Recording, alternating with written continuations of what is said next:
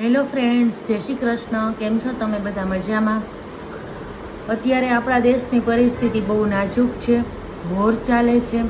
પહેલગામમાં જે એટેક થયો તો પછી આપણને ખબર જ છે કે શું છે આપણા દેશની પરિસ્થિતિ.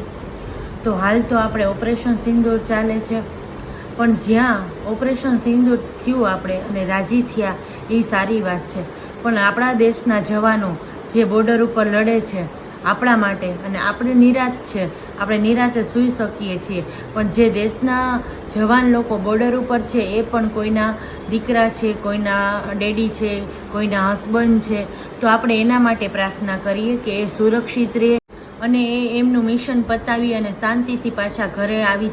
ઓપરેશન સિંદૂરમાં 2 લેડીઝ જે પોતે મિશનમાં ગયા હતા, વ્યોમિકા સિંઘ અને સોફિયા કુરેશી, તો આ બેયને પણ આપણે ખૂબ ખૂબ અભિનંદન આપીએ કે એને પણ મિશન સક્સેસ કર્યું.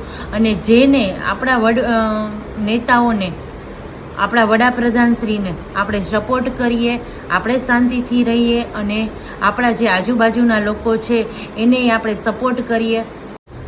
અને આ મિશન ઉપર આપણા આર્મીના ડોગ પણ હતા, તો તે પણ શહીદ થયા છે. તો જે જવાનો અને આર્મી ડોગ્સ અને કોઈ બી ત્યાં શહીદ થયા છે એના માટે આપણે શ્રદ્ધાંજલિ પાઠવીએ છીએ. જય હિન્દ, જય ભારત.